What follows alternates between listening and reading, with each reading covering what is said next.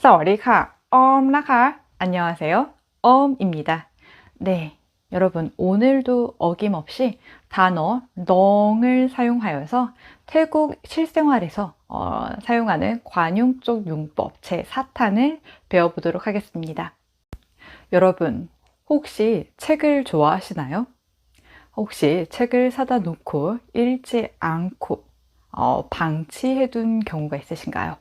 아니면 책을 사다 놓고 읽지 않고 읽는 것을 미루고 한 곳에 쌓아두고 묵혀두기만 한 적이 있으신가요? 이러한 습관을 가지고 있는 사람들을 흔히 말해서 서적광이라고 하죠. 혹은 서적광 혹은 서광이라고 표현이 되는데요. 네, 오늘은 이 서적광들의 그런 특유의 습관인 책을 사다 놓고 읽지 않고 묵혀둔다 혹은 책을 사다 놓고 읽지 않고 무더기로 쌓아 놓는다라는 표현을 배워볼 것입니다. 그럼 한번 표현해 보는 방법을 배워볼까요? 일단 첫 번째, 책을 사다 놓고 읽지 않고 묵혀두다. 네, 이 표현을요, 넝낭스입니다. 넝낭스. 정말 쉽지 않나요? 넝, 묵혀두다, 보류하다, 뭐뭐 하는 것을 보류하다, 방치하다. 넝, 어떤 것을, 낭스, 책을 읽는 것을 보류하다, 묵혀두다. 그렇지만요, 이 넝낭스 같은 경우에는요, 어떠한 의미가 내포되어 있냐면요, 이러한 개념으로 외워주셔야 돼요. 그러니까 책을 사다 놓고 읽지 않고 한 곳에 읽는 것을 보류하다 아니면 묵혀두다 라는 뜻이 넝낭스입니다. 이 의미가 내포되어 있어요. 그러니까 사다 놓고 읽지 않는다. 이 의미 포인트는 사다 놓고 나서 읽지 않고 읽는 것을 보류하거나 책을 묵혀둔다는 뜻입니다. 그래서 보통 나 책을 지금 사다 놓고 읽지 않고 있어. 이렇게 표현을 할 때는요. 어렵게 빙빙 돌려서 표현할 필요가 없어요. 그냥 넝낭스, 와요, 넝낭스 라고 표현을 하면 됩니다. 네, 그리고 바로 이어서 단어 껑을 사용하여서 또 다른 표현을 만들어 볼게요. 껑, 동사로 어떠한 것을 한 곳에 쌓아두다, 무더기로 쌓아두다라는 의미가 있다고 했죠. 그래서 껑과 함께 낭스라는 명사를 한번 붙여볼게요. 껑낭스 하면은 그대로 적용을 해주시면 돼요. 책을 한 곳에 무더기로 쌓아두다. 책을 한 곳에 쌓아두다, 쌓아놓다 라는 뜻이 됩니다.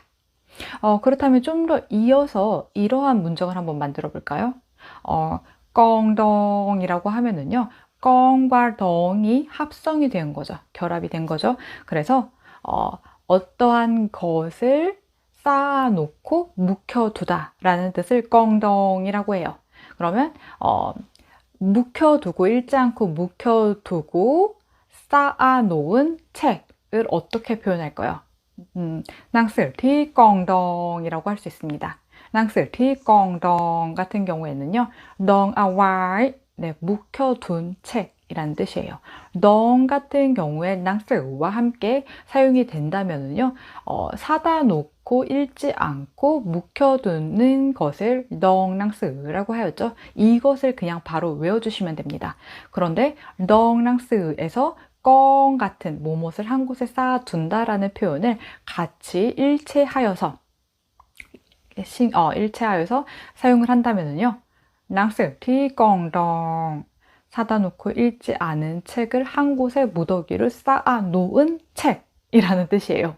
그러니까 정말 쉽게 표현을 하자면요, 그냥 읽지 않고 책을 쌓아 두었어. 네, 읽지 않은 책을 쌓아뒀어? 아니면 읽지 않고 무더기를 쌓아놓은 책이 있어. 미낭스 티껑덩이라고 표현을 하면 됩니다. 미 같은 경우에는요, 동사로 뭐 구비하다, 뭐뭇을 가지고 있다 라는 뜻이 되고, 동사 바로 뒤에 좀 명사로 오면은요, 미낭스 책이 있다, 소유동사라고 할 수가 있죠. 책이 있다, 어떠한 책이 미낭스 티 관계 수식사는 단어와 단어를 연결해주는 역할을 하고 있어요. 그러니까 뭐뭐가 된 이라는 뜻이 될 수 있어요. 그래서 미낭스 책이 있다 티 어떠한 껑덩 읽지 않고 쌓아둔 책이 있다. 미낭스 티 껑덩 t를 빼볼까요? 미낭스 껑덩이라고도 표현이 됩니다. 좀 재밌지 않나요? 그러면요, 우리 덩낭스의 문장에 내포되어 있는 의미를 좀 더 풀어서 태국어로 설명하는 방법을 배워보겠습니다.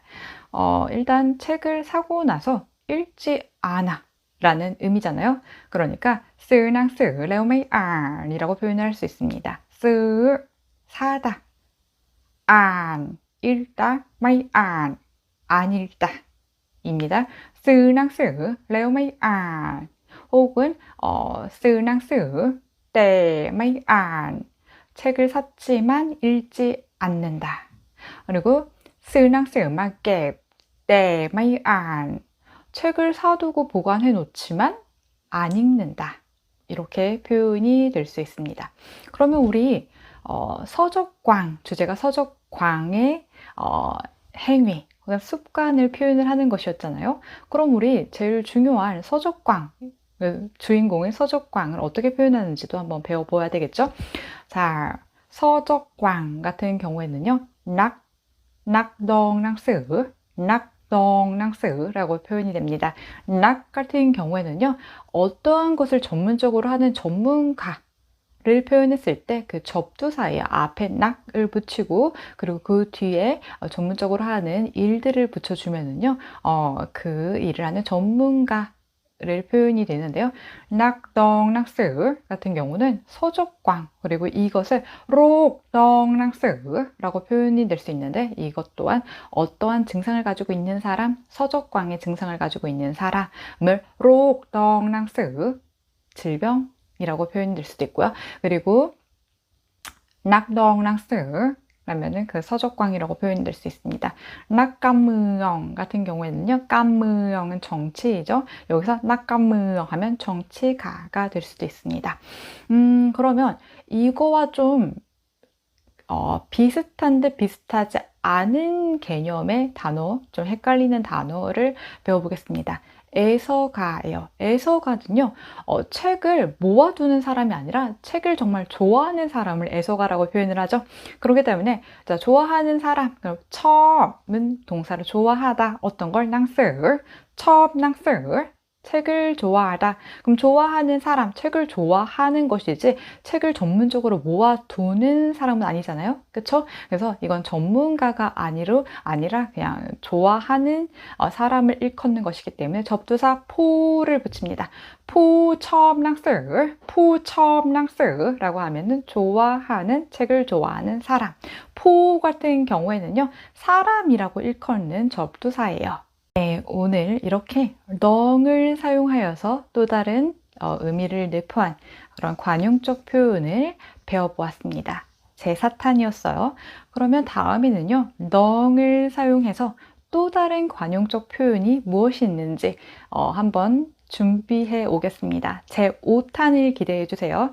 네, 실생활에서 많이 한번 사용을 해 보시길 바랍니다. 그렇다면은 지금까지 시청해 주셔서 정말 감사드립니다. 이었습니다. ขอบคุณมากนะคะ สวัสดีค่ะ